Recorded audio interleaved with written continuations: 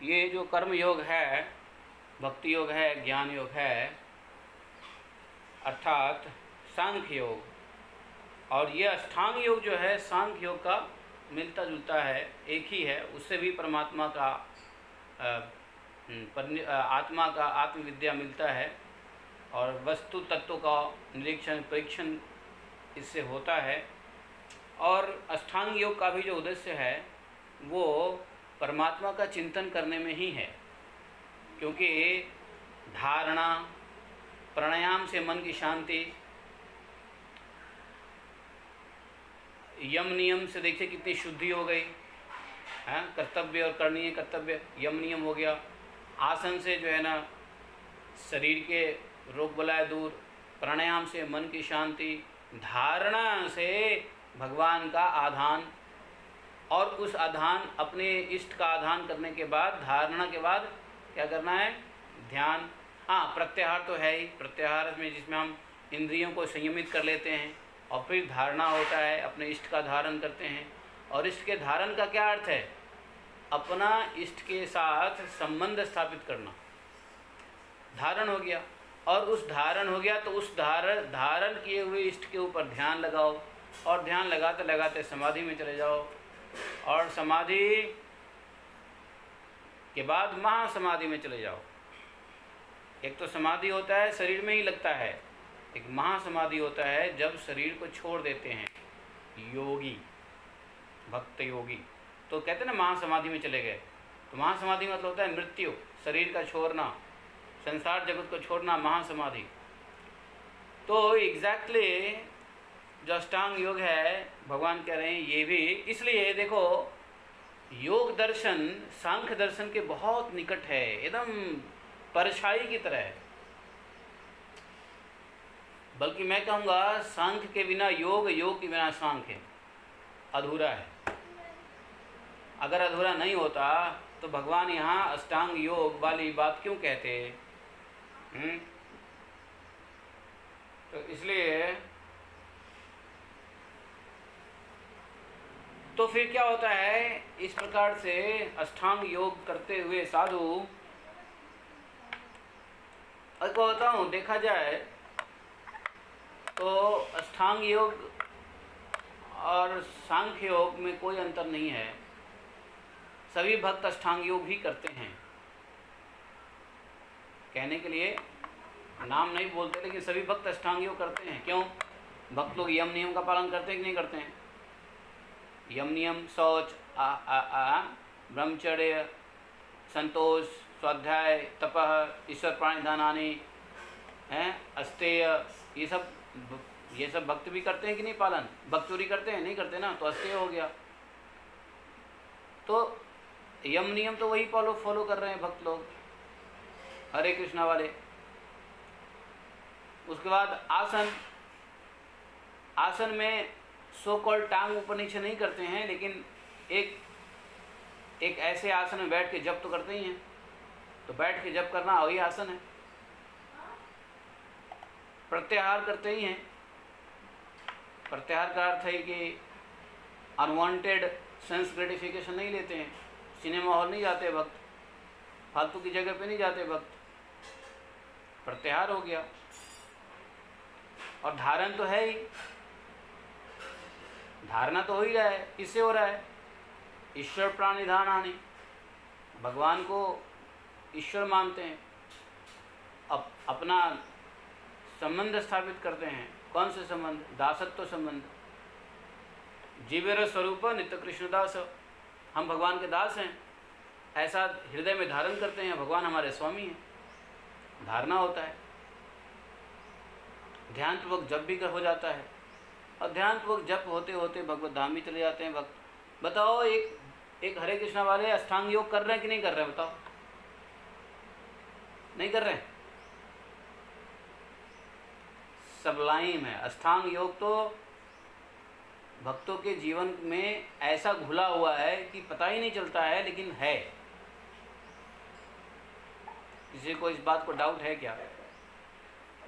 सब अष्टांग योग कर रहे हैं, सभी हरे कृष्णा वाले अष्टांग योग कर रहे हैं, लेकिन उनको पता ही नहीं अष्टांग योग हो रहा है, इसलिए वो बताते भी नहीं कि मैं अष्टांग योग कर रहा हूँ।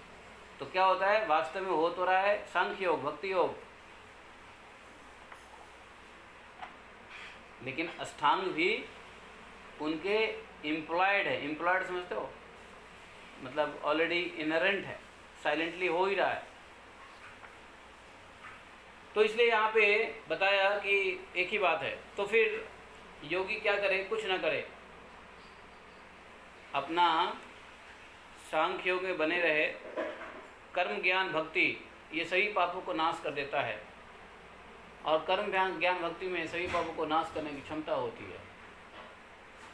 तो जो कर्म ज्ञान भक्ति मार्ग पे चलने वाले व्यक्ति है, उनके लिए किसी प्रकार के व्रत करके पाप को खत्म करने की आवश्यकता नहीं है।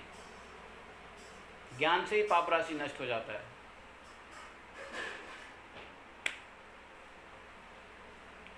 स्वे स्वे अधिकार या निष्ठा सगुण प्रकृतितः, कहते हैं अपने अपने अधिकार में जो निष्ठा है इसी को गुण कहा गया है। जैसे हमारा क्या अधिकार है और हमारा अधिकार के प्रति हमारी जो निष्ठा है, यही गुण है। कर्म तो जन्म से ही अशुद्ध है, इसलिए गुण दोष या विधि निषेध का नियम इसलिए किया गया है कि इस तरह विषय आसक्ति छूट जाए। जहाँ तक हो सके प्रवृत्ति का संकोच ही करना चाहिए, प्रवृत्ति कार्य में संकोच ही करना चाहिए, ज़्यादातर निवृत्ति ही रहना चाहिए, निवृत्त रहना चाहिए।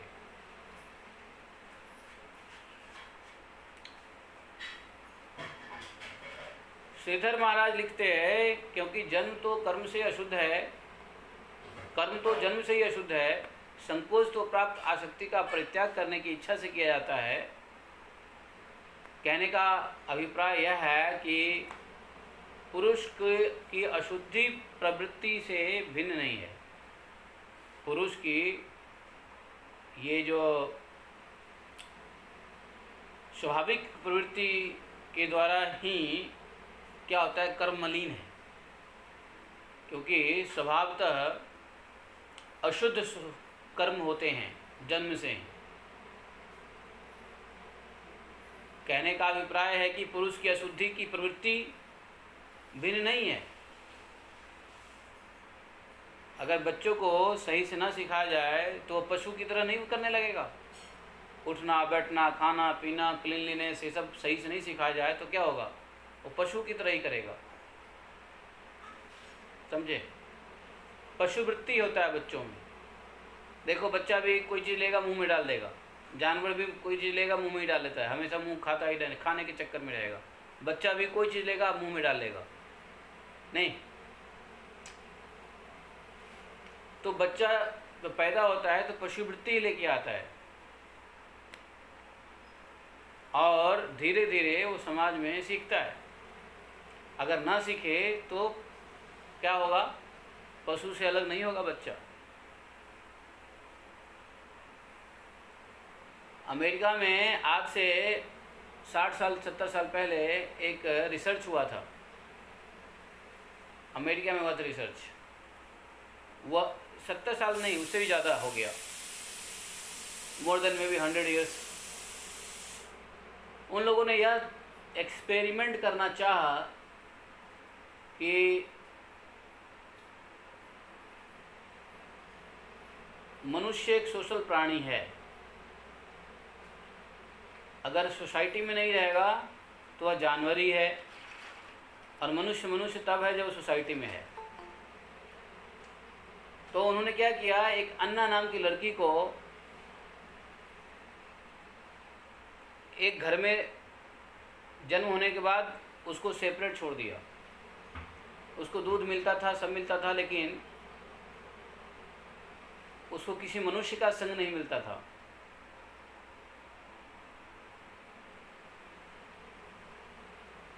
और साथ में एक और बच्चे को रखा गया, जिसको डॉगी के साथ रखा गया। एक बिना किसी के साथ, दूसरे साथ में डॉगी के साथ रखा गया, और उनको 5 साल तक रखा गया। 5 साल के बाद दोनों बच्चों में देखा गया कि एक बच्चा तो जानवर भी नहीं, जानवर की जो वृत्ति होती है ना वो भी वो नहीं सीख पाया। और दूसरा बच्चा जो डॉगी के साथ रखा गया था, जिसको कुत्ते के साथ, उसका सारा जो चलना उठना बोलना भौंकना ये सब कुत्ते की तरह। ये दोनों एक्सपेरिमेंट हुए और 5 साल के बाद दोनों को फिर मनुष्य के बीच में रखा गया। जानते हो, अगले 30 साल तक भी वह मनुष्य वृत्ति नहीं कर पाया और अंत में दोनों के दोनों मर गए, क्योंकि वो सरवाइव नहीं कर पाया मनुष्य वृत्ति में। क्यों? क्योंकि जो लर्निंग फेज था, फाउंडेशनल लर्निंग फेज था, वो उसका वीक हो गया था, ख़त्म हो गया था। एक अन्ना नाम की लड़की थी और दूसरा कौन, एक और कोई नाम था, पता नहीं, भूल गया मैं। इंटरनेट पे जाओगे तो एक्सपेरिमेंट मिलेगा। तो ह्यूमन राइट्स वायलेशन है ना, उधर ये सब करते तो उधर ह्यूमन राइट्स एक्टिविस्ट प्रोटेस्ट नहीं करते। अरे बात वो नहीं है, कहाँ चले गए, वो एक्सपेरिमेंट हो रहा था भाई, दैट वाज एक्सपेरिमेंट। इंसान को लेकर के एक्सपेरिमेंट करता है। क्यों? कोरोना में 100 लोगों के ऊपर एक्सपेरिमेंट किया तो आपने बोला कि ह्यूमन राइट्स किधर गया? इतने लोग मर गए कोरोना के इंजेक्शन से, है दवाई से, आपने आवाज़ उठाया ह्यूमन राइट्स किधर गया? नहीं, वो लोग इंडिया में आकर के प्रोटेस्ट करते हैं हर एक चीज़ को। अरे छोड़ो, तो ये मैं क्यों कह रहा हूँ, बात क्यों आ रही है उस रिसर्च के ऊपर, क्योंकि भगवान यहाँ कह रहे हैं कि देखो प्रवृत्ति जो है, प्रवृत्ति से अर्थात स्वभाव से व्यक्ति कैसा होता है मालूम है? स्वभाव से मनुष्य पशु ही होता है, समझे? और उसको ये जो क्रियाएं हैं, नियम, रीति रिवाज, समाज और ये जो ज्ञान से ही फिर वो मनुष्य के बनेगा, वरना उसका स्वभाव कैसा है? बिल्कुल। तो इसलिए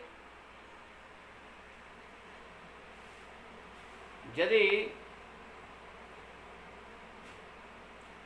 जो साधक सभी कर्मों से विरक्त हो गए हों,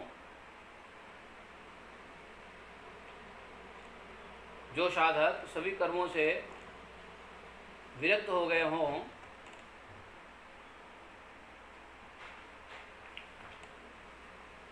और उन कर्मों में दुख बुद्धि रखता है, मेरी लीला कथा में श्रद्धा है और यह भी जानता है कि सभी भोग वासनाएं दुख का ही रूप है, किंतु इतना सब जानकर भी जो उसके परित्याग में समर्थ नहीं होता है, उसे चाहिए कि उन भोगों को तो भोग ले, किंतु उन भोगों को सच्चे हृदय से दुखात्मक समझे।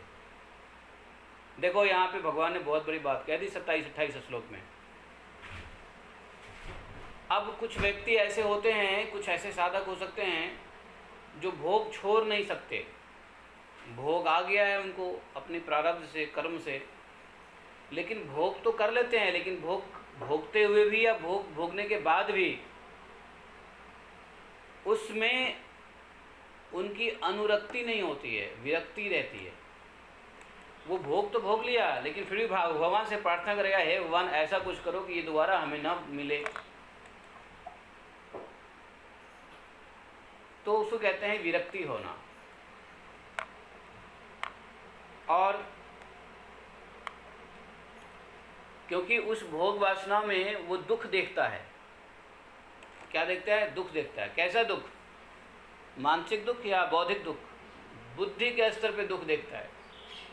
देखो मेंटल लेवल पे अगर दुख देखोगे ना तो कुछ फ़ायदा नहीं होगा। मन सो जाएगा, सो के उठेगा, फिर वही काम करेगा। तो वो मेंटल लेवल पे, कहते हैं मेंटल प्लेन पे, मेंटल लेवल पे होता है वो दुख। लेकिन जब दुख इंटेलेक्चुअल लेवल पे होता है तो उसका असर होता है। Then you decide to not repeat the things.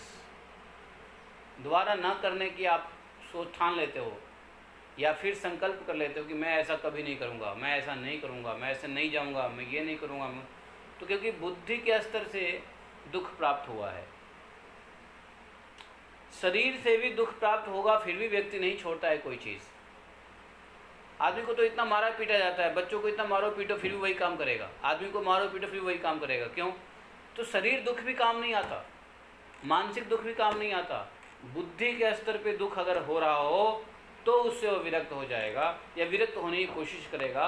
विरक्त नहीं हो पाएगा तो विरक्त होने की इच्छा करेगा,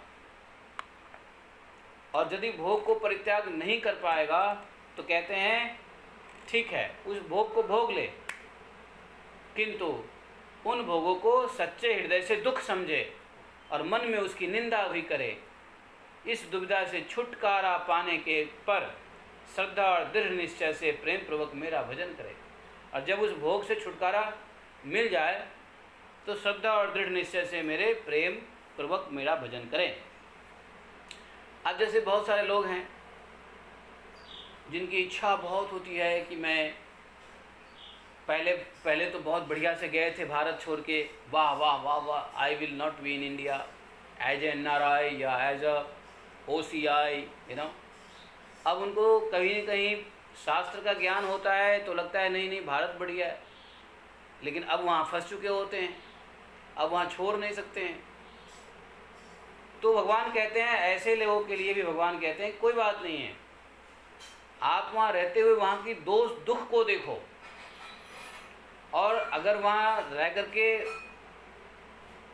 इंग्लैंड में अगर रहना मजबूरी है तो कोई बात नहीं है, इंग्लैंड का भोग भोगो, लेकिन हमेशा उसको हृदय से दुखात्मक मानो, दुख बुद्धि का मानो, और मन ही मन निंदा करो। और इस प्रकार से एक समय आएगा कि छुटकारा पालोगे, और छुटकारा पालोगे तो फिर प्रेम पूर्वक मेरे भजन में लग जाओगे। ये भोग चाहे खाने का हो सकता है, ये भोग चाहे स्त्री प्रसंग का हो सकता है, या ये भोग कोई देश दुनिया में रहने की स्थिति की हो सकती है, या ये भोग कोई मकान दुकान में आसक्ति से हो सकती है, गाड़ी घोड़ा की आसक्ति से हो सकती है। भोग किसी भी प्रकार का हो उसमें दोष देखो, भगवान ये कह रहे हैं। 27-28 श्लोक का मीनिंग पढ़ो जरा एक बार, I want you to read. कोई पढ़ सकते हैं क्या? है माता जी कहाँ गई है क्या? बढ़िया से पढ़ो। जो सारे समस्त कर्मों से विरक्त हो गया है, हाँ।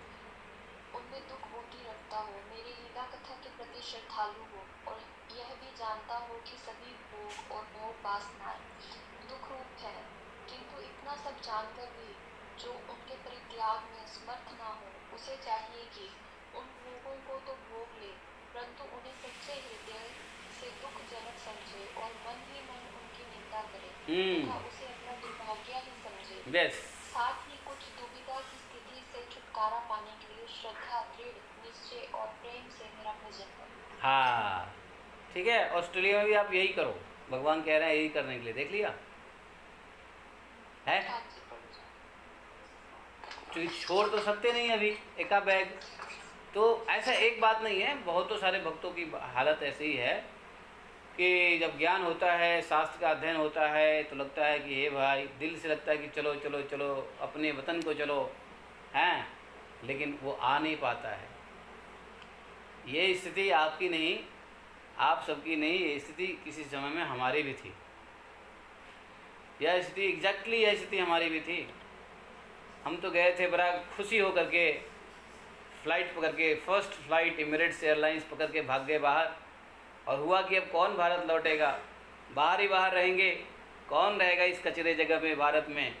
इतना गाली देते थे भारतवर्ष को, या इतना गुण, इतना दोष, गुण तो दिखता नहीं था भारत में, दोष ही दोष दिखता था। और फिर जो है ना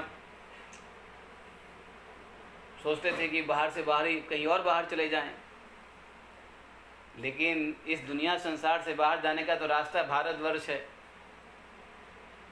इस दुनिया, इस भारतवर्ष से बाहर जितना बाहर जाने की कोशिश करेंगे उतना ही इस संसार के अंदर आएंगे। ये बात भी पता चला हमको प्रभुपाद जी की कृपा से, और जब प्रभुपाद जी की कृपा से ये बात पता चला तो पता है एक एक दिन जीना मुश्किल हो गया था बाहर। और जब गलती से क्या, जब मतलब जब उत्सुकतावश भारत आते थे और भारत में भ्रमण करते थे, तीर्थ यात्राओं करते थे, और जिस दिन जाने का समय होता था ना, उस दिन रोना आता था कि हे भगवान कुछ ऐसा करो मुझे जाना ना पड़े। बताओ, एक आदमी पहले खुशी से जा रहा है, सबको टाटा गुड बाय करके, हैं। लिटरली बताऊं, प्लेन उठने के बाद ना मैंने तो हाथ से नीचे गुड बाय किया था, गुड बाय दिल्ली समझे, गुड बाय भारत। बताओ, है ऐसी स्थिति हो जाती है। आप लोगों में से ऐसा कितने लोग हैं जो किए हो, भारत से उड़ते वक्त नमस्ते किए हो, अच्छा जी नमस्ते भारतवर्ष, अब चला मैं। कौन यहाँ की पॉलिटिक्स, कौन यहाँ की रोड राड, कौन यहाँ के जंगलों में फंसे रहे हैं। ऐसी स्थिति आप लोगों की नहीं थी, आप लोग इतने बदतमीज नहीं रहे होंगे, लेकिन मैं इतना बदतमीज था कि ऐसी भावनाओं से यहाँ से निकला था। और कुछ दिन तो सोचता था कि मैं वापस आऊँगा ही नहीं, लेकिन प्रभुपाद जी की कृपा है, भक्तों का संग भी कह लो, यस भक्तों का भी संग है, और भागवत का ज्ञान भी कह लो। ये मैं अपनी अनुभूति बता रहा हूँ, समझे। और फिर वहाँ से 2005 में तो निकल गए, और 2009 के बाद ऐसा कीड़ा हुआ कि भागो भागो भागो भागो भागो। अब मन में है कि भागो भागो, 2009 से ही मन में आ गया भागो, है।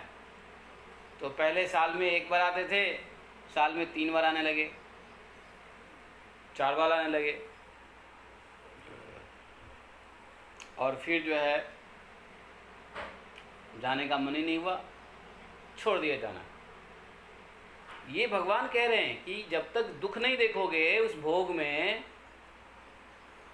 और जब तक आपको मजबूरी में रहना है, पड़ रहा है उस जगह पर या उस चीज़, उस भोग विलास में, तब तक उसको अपना दुर्भाग्य समझ करके क्या करो, श्रद्धा और दृढ़ निश्चय से प्रेम पूर्वक मेरा भजन करो, जरूर छुटकारा पालोगे।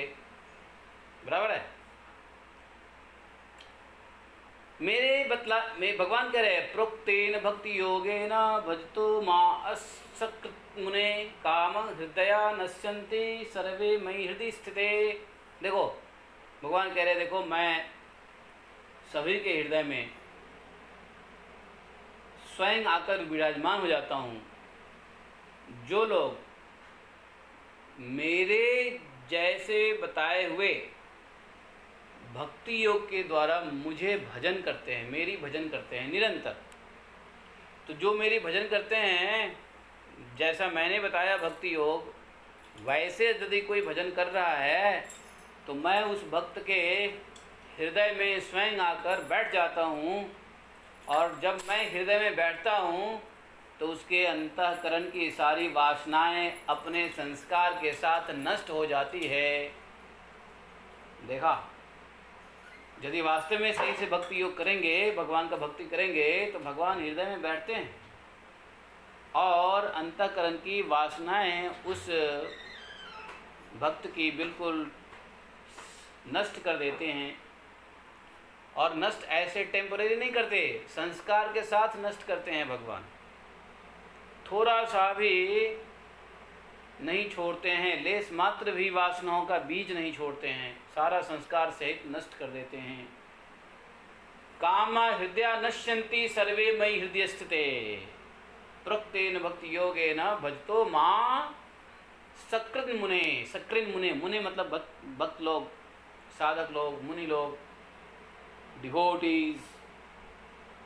इसलिए क्या करो, भगवान के बताए गए तरीके से भक्ति करो।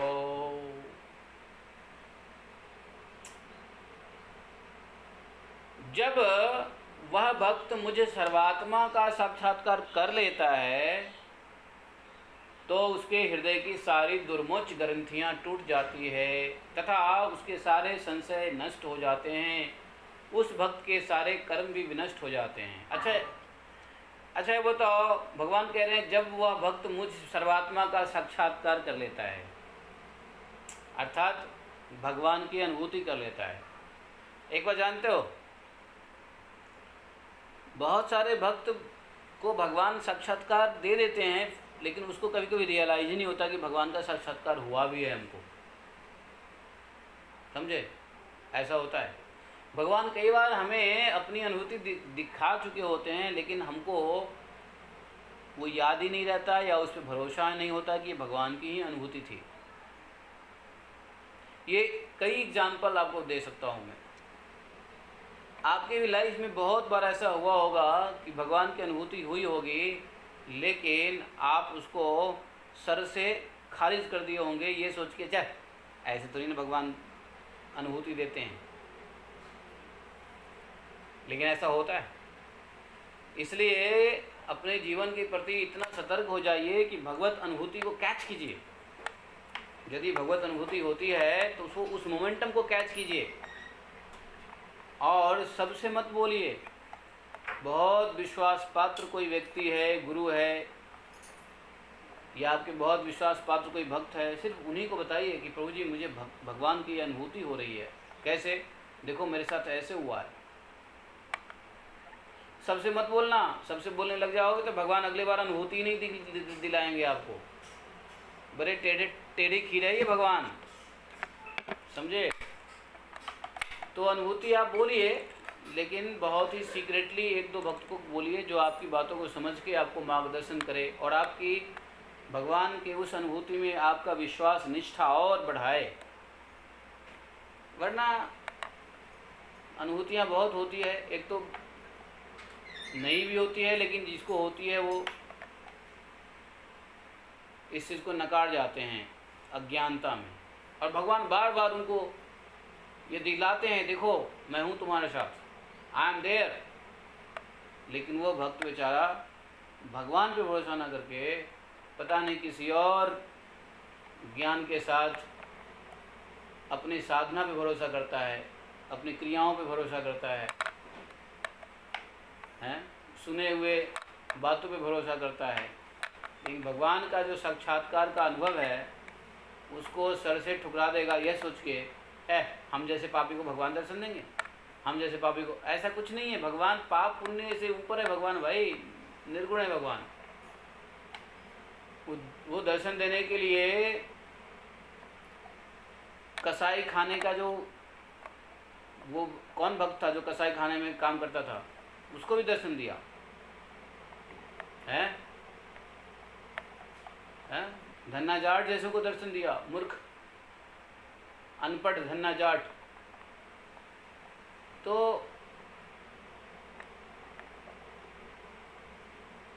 आपको हमको क्यों नहीं दे सकते हैं? दे सकते हैं। तो भगवान भी कह रहे हैं कि बस सतर्क रहो, क्योंकि ऐसी भक्ति से, अच्छा इतने दिन से भागवत सुन रहे हैं, इतने दिन से भजन कर रहे हैं, तो कुछ तो अनुभूति हुई होगी, याद करो और उन अनुभूतियों को लिखो कि मुझे ये समझ में नहीं आया, ये तो भगवान ने ही किया। जब कोई कारण न मिले तो उसको भगवान की ही साक्षात्कार समझो, भगवान की अनुभूति समझो और अपने विश्वास को और सुदृढ़ करो। फिर भगवान के सामने जाके रो, भगवान आपने इस प्रकार से हमें अनुभव दिया, लेकिन हम इसको समझ ना पाए, कृपया करके दूसरी बार आप हमें दर्शन दीजिए। तुलसीदास भी यही करते थे ना। तुलसीदास जी बार बार भ्रमित हो जाया करते थे और बार बार रोते थे।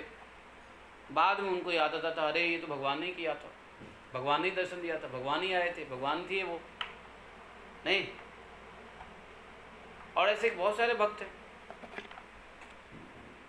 तो इस बात का ध्यान दीजिए कि भगवत साक्षात्कार होती रहती हैं, भगवान एहसास दिलाते रहते हैं। और सिर्फ भक्तों को भी नहीं बता रहा हूँ, भगवान कुछ ऐसे गुण पे भी लोटपोट हो जाते हैं जिसको जो भक्त नहीं भी है उसको भी कभी कभी अनुभूति दे देते हैं, क्योंकि भगवान को उनके गुण पसंद आ जाते हैं।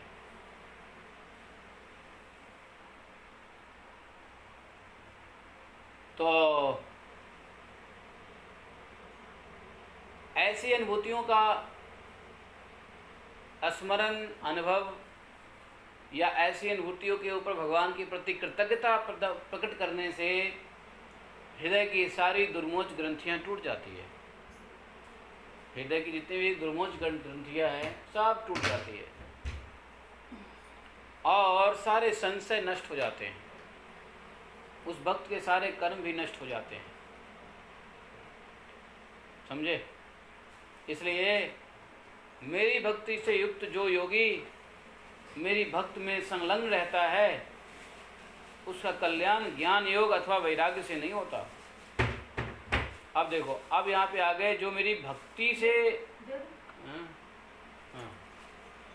तो जो मेरी भक्ति से संयुक्त रहता है, मेरी भक्ति से युक्त जो योगी है सिर्फ भक्ति योग में लगा रहता है, तो फिर उसका कल्याण, सारा कल्याण भक्ति से ही हो जाता है। समझे? यत् कर्म वीर्यत् तपसा ज्ञान वैराग्यश्च यत योगेन दान धर्मेण श्रेयो भीरितरैरपि सर्वं मद्भक्ति योगेन मद्भक्तो लभतो अंजसा स्वर्गापवर्गम मद्धाम कथंचिदद्धि वांछते। देखो, कर्म, तपस्या, ज्ञान, वैराग्य, योग, दान, धर्म और दूसरे कल्याण के साधनों से भी जो कुछ प्राप्त होता है, मेरे भक्ति योग के द्वारा वह सब कुछ अनायास ही प्राप्त हो जाता है, सहजता से प्राप्त हो जाता है। यदि वह चाहे तो भक्ति से ही स्वर्ग, अपवर्ग, मोक्ष, यहाँ तक कि मेरे धाम को भी प्राप्त कर सकता है। यदि वह चाहे तो भक्ति से ही मकान दुकान भी प्राप्त कर सकता है। यदि वह चाहे तो भक्ति से कोई माया की वस्तु हो या चाहे माया से परे की वस्तु हो, कोई भी चीज़ प्राप्त कर सकता है। ऐसा कुछ नहीं जो मेरी भक्ति में न प्राप्त होवे। तो बताओ, जब भगवान की भक्ति में ही भक्ति प्राप्त हो जाएगी तो बाकी चीज़ तो कोई वैसे ही नहीं मांगेगा। मोक्ष, स्वर्ग, अपवर्ग, यहाँ तक कि भगवान के धाम तक नहीं भक्त मांगते हैं। भगवान से तो मांगना अपने पाप समझते हैं। अपने इष्ट से कुछ मांगना तो मांगना ही नहीं चाहते हैं, क्योंकि भक्ति जब हो जाती है तो भक्ति के बदले कुछ मांग लेना तो बिजनेस हो गया, व्यापार हो गया, वणिक हो गया, वाणिज्य हो गया, कॉमर्स हो गया। नहीं तो भक्त तो वैसे नहीं मांगते, लेकिन भगवान बिना मांगे भक्तों के योगक्षेम करते रहते हैं। ऐसे भक्तों के पीछे भगवान लगे रहते हैं कि कब ये छोटी से छोटी, बड़ी से बड़ी कुछ इच्छा करे कि मैं इसकी पूर्ति करूं। जानते हो, भक्ति योग में लगे हुए योगी के पीछे भगवान सतर्कता से बैठे रहते हैं कि कब ये छोटी बड़ी इच्छा करे कि मैं इसकी पूर्ति करूं। मांगने की तो बात ही छोड़ दो, है? उदाहरण के तौर पे रघुनाथ दास गोस्वामी ने एक क्षण के लिए चिंता किया, एक क्षण के लिए विचार किया कि काश मेरे पास धन हो तो मैं राधा कुंड को बढ़िया से निर्माण करवा करके भक्तों के स्नान के लिए रेडी कर दूं। ऐसा सोचना रघुनाथ दास गोस्वामी के लिए क्षण भर में ही ऐसा हुआ, उन्होंने सोचा। और दूसरे क्षण में रघुनाथ दास गोस्वामी ने अरे रे रे रे क्या हुआ, मैंने भगवान से क्या मांग लिया, मैं क्या कौन सी बेकार की इच्छा मैंने कर ली भगवान से अपने। हालांकि यह इच्छा उनके भोग के लिए नहीं था, यह राधा कुंड के सौंदर्यीकरण के लिए था। राधा कुंड को लोगों के लिए सहूलियत से राधा कुंड में कोई आचमन कर सके, इसके लिए उनकी इच्छाएं थी कि घाट बन जाए। लेकिन बाद में अपने को रिग्रेट किया गया, ये मैं क्या ऐसी इच्छाएं कर रहा हूँ। लेकिन भगवान तो बैठे थे, सुन रहे थे। भगवान को मौका मिल गया सेवा करने का, भक्तों की सेवा करने का। तुरंत भगवान ने क्या किया जानते हो ना? एक व्यापारी बनिया सराफ नहीं, कोई कपूर था, नहीं कपूर था, यही कोई सराफ कपूर अग्रवाल ही रहा होगा। वो गया था कहाँ मालूम है? बद्रीनाथ में उसको निर्माण कार्य कराना था। भगवान ने उसको वहाँ पे स्वप्न दिया, तुम यहाँ मत करो कुछ, जाओ वापस राधा कुंड पे रघुनाथ दास गोस्वामी के पास मिलो और उनसे जाकर के पूछो क्या सेवा करनी है, वहाँ पे जो सेवा करनी है वो करो। बेचारा इतना मुश्किल से गया था बद्रीनाथ, उन दिनों वापस बद्रीनाथ से आया और राधा कुंड पे, और इधर इन्होंने भी स्वप्न दे दिया भगवान ने इनको कि एक सेठ आएगा, वो इस कार्य को करवाएगा, तुम मुझे काम करवा लेना। भगवान ने इधर आज्ञा कर दिया। वो सेठ आया और उसने अपने स्वप्न की बात बताई, रघुनाथ दास गोस्वामी ने अपने स्वप्न की बात बताए। चलो हरी इच्छा समझ करके उन्होंने राधा कुंड का सौंदर्यीकरण किया, पत्थर लगवा दिए, स्टेप्स बनवा दिया, ताकि लोग आराम से नीचे उतर के जल स्नान कर सके या जलाचमन कर सके। समझे? तो ये होता है भक्ति। हम जैसे लोग क्या भक्ति करेगा, जो दिन भर जो है ना भगवान के सामने एक चिट्ठा लेके बैठे रहते हैं, हमको भी तो ऐश करा दे, हैं, ऐसे वैसो को दिया है, हमको कोई नहीं, हमको क्यों नहीं दे रहे हो, नहीं, लिस्ट लेके बैठे होते हैं। ये भक्ति नहीं है।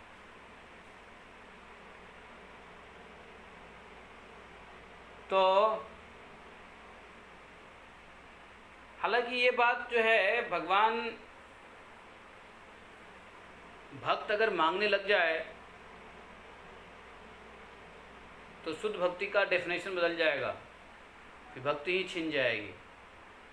इसलिए ये देना चाहते हैं लेकिन भक्त लेना नहीं चाहता, और देने चाहने में और लेने की इच्छा नहीं में ही शुद्ध प्रेम बनता है। मालूम है, समाज में भी ऐसा ही है। कोई देने की इच्छा कर रहा है लेकिन आप ले नहीं रहे हो, वहाँ पे क्या होता है, शुद्ध प्रेम की उत्पत्ति होती है। आप किसी के यहाँ गए, आपको कोई कुछ देना चाह रहा है, आप नहीं लेना चाह रहे हो, तो एक दूसरे के प्रेम बढ़ेंगे। लेकिन अगला देना चाह रहा है और आपने ले लिया, तो अगले बार में उसके मन में क्या हो जाएगा, अरे लालची इंसान है भाई, जो देता हूँ ले लेता है फट से। आएगा कि नहीं आएगा? मन में आएगा कि नहीं आएगा?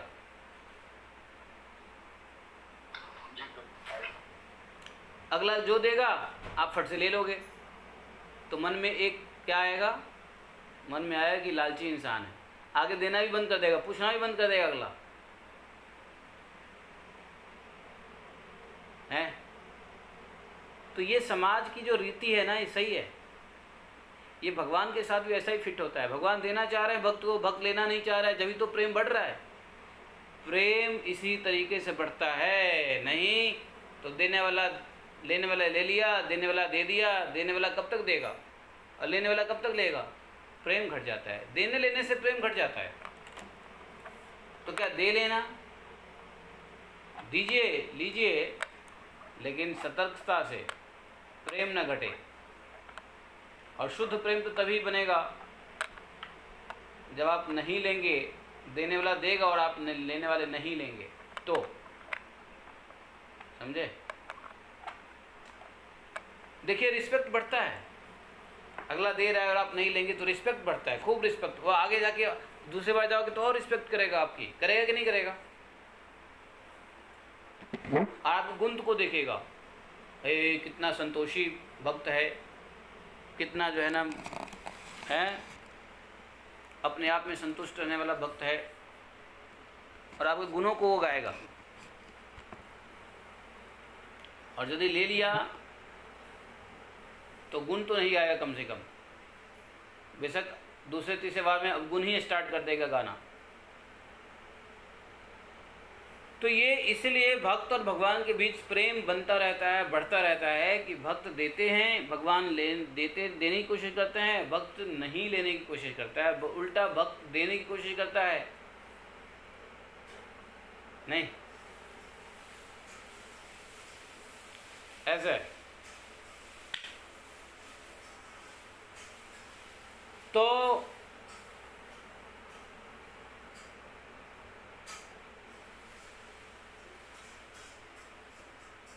भगवान की भक्ति से सब कुछ प्राप्त हो सकता है, लेकिन प्राप्त करना चाहता कौन है? ऐसे को कहा है भगवान ने, मेरे अनन्य प्रेमी साधु स्वभाव वाले धैर्यवान मेरे भक्त कुछ भी नहीं चाहते। देखा, खुद भगवान ने कह दिया, देखो 34 श्लोक में खुद कह दिया, न किंचित साधवो धीरा भक्ता ही कांति नो ममा। मेरा भक्त तो वैसे भी देखो साधु स्वभाव वाला होता है, मुझसे प्रेम करने वाला होता है और बड़ा धैर्यवान होता है। भक्त तो कुछ वैसे भी नहीं चाहता, मेरे द्वारा कैवल्य और मोक्ष दिए जाने पे भी भक्त नहीं लेना चाहता है। ना ना ना ना, नहीं लूँगा। हे उद्धव जी, सर्वश्रेष्ठ निःश्रेष्ठ तो निरपेक्षता को ही कहते हैं। इसलिए निष्काम और निरपेक्ष को ही मेरी भक्ति प्राप्त होती है। इसलिए भगवान ने क्या कह दिया, जो निष्काम है और जो निरपेक्ष है उसको ही मेरी भक्ति प्राप्त होती है। निष्काम और निरपेक्ष को मेरी भक्ति प्राप्त होती है। जो मेरे अनन्य भक्त हैं, समदर्शी महात्मा हैं तथा जो बुद्धि से अतीत परम तत्व को प्राप्त कर चुके हैं, मेरे उन भक्तों का विधि और निषेध से होने वाले पुण्य और पापों से कोई मतलब नहीं होता है। अनन्य भक्त, समदर्शी महात्मा और जो बुद्धि से अतीत परम तत्व को प्राप्त कर चुके हैं, ऐसे भक्त को विधि निषेध कुछ नहीं करता है। उनको पुण्य पाप से कोई मतलब नहीं है। इस प्रकार से एवमेतान मयादिष्टान अनुतिष्ठन्ति मे पथः क्षेमं विन्दन्ति मत्स्थानां यद ब्रह्म परमं विदुः। तो जो इस तरीके से जो मेरे द्वारा उपदेश किए हुए ज्ञान, भक्ति और कर्म योग का आश्रय जो लेता है, मेरे परम कल्याण स्वरूप धाम को प्राप्त करता है, क्योंकि वे परब्रह्म तत्व को जान लेता है, अर्थात जो गीता का आश्रय लेता है। यहाँ पर चैप्टर नंबर 20 समाप्त होता है। भगवान उद्धव जी को ज्ञान, भक्ति और कर्म का निरूपण करके बताते हैं। 20 चैप्टर फिनिश। तो हम लोग अब कल करेंगे 21 चैप्टर 21वां अध्याय, जिसमें गुण दोष व्यवस्था का स्वरूप और रहस्य। ये गुण दोष की क्या व्यवस्था है और इसका रहस्य क्या है, सीक्रेट क्या है, ये उद्धव जी को बताएंगे। आपको नहीं लगता है कि 11वां स्कंध ही अगर बार बार पढ़ लिया जाए तो काम बन जाएगा? नहीं,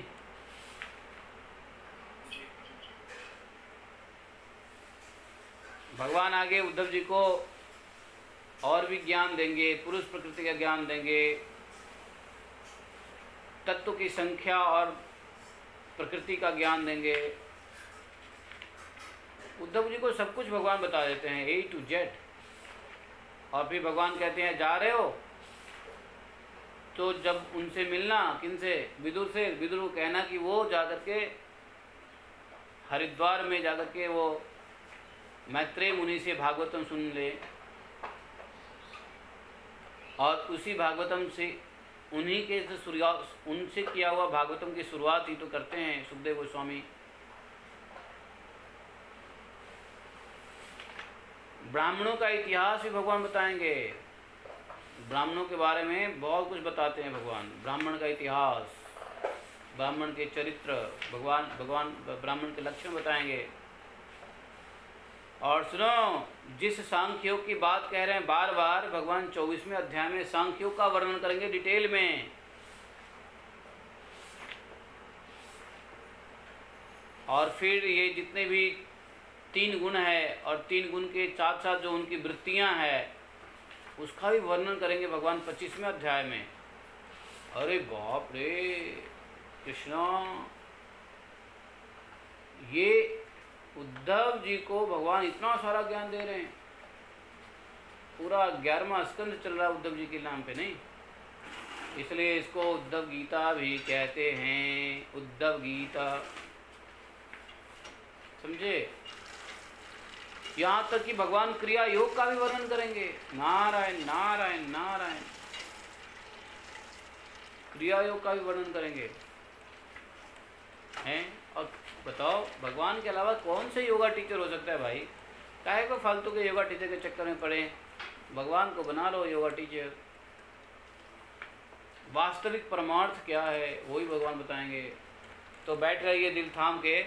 21वां अध्याय पे हम लोग हैं और इस कैंटो में टोटल 31 अध्याय है, तो 10 चैप्टर मोर टू गो। और ये 10 चैप्टर शायद हम लोगों को अभी 15 दिन में कंप्लीट होने वाला है। 15 से 20 दिन तो लगेगा ही लगेगा। 15 से 20 दिन का मतलब हो गया कि हम लोग एंटर कर जाएंगे सितंबर मिड में और अक्टूबर मिड में 12वां स्कंद समाप्त हो जाएगा। कार्तिक कब से शुरू हो रहा है जी? देखो तो calendar, which date Kartik begins हैं? कार्तिक किस डेट में बिगिन हो रही है? देखो ना कि कोई। 15th of अक्टूबर। अच्छा, तो सितंबर, अगले महीना सितंबर और उसके अगला महीना अक्टूबर है। तो हम लोग बिल्कुल सही चल रहे हैं। तो अक्टूबर में हमारा 12वां स्कंद समाप्त हो जाएगा, क्योंकि 15 सितंबर तक तो हमारा यही चलने वाला है। फिर अक्टूबर शुरू हो जाएगा और 15 अक्टूबर के बाद कार्तिक शुरू हो जाएंगे और 15 अक्टूबर से पहले पहले हमारा भागवतम भी संपन्न हो जाएगा। श्रीधर स्वामी महाराज जी का बोलिए ग्रंथराज श्रीमद् भागवतम की जय। एकम शास्त्रम देव की पुत्र गीतम, एको देवो देव की पुत्र, एकम मंत्र श्रुतृष्णमानि कर्मापि तस्य देवस्य सेवा। त्वमेव माता च पिता त्वमेव बन्धुश्च सखा त्वमेव विद्या द्रविणं त्वमेव मम सर्वदेव देवः। कृष्णाय वासुदेवाय हरे परमात्मने प्रणक्लेशनाशाय गोविन्दाय नमो नमः। हे कृष्ण करुणा सिन्धो दीनबन्धो जगत्पते गोपेश गोपिकान्तं राधाकान्तं नमोस्तुते। तप्तकाञ्चन गौरांगी राधे वृन्दावनेश्वरी विश्वानुसुते देवी प्रणमामि हरिप्रिये। वाञ्छाकल्पतरुभ्यश्च कृपा सिन्धुभ्यैव च पतितानां पावनेभ्यो वैष्णवेभ्यो नमो नमः। जय श्री कृष्ण चैतन्य प्रभु नित्यानंद श्री अद्वैत गदाधर शिवासादि गौर भक्तवृंद। हरे कृष्णा कृष्ण कृष्णा हरे हरे, हरे राम राम राम हरे हरे। बोलिए ग्रंथराज श्रीमद् भागवतम की जय। श्रील प्रभुपाद की जय। श्रील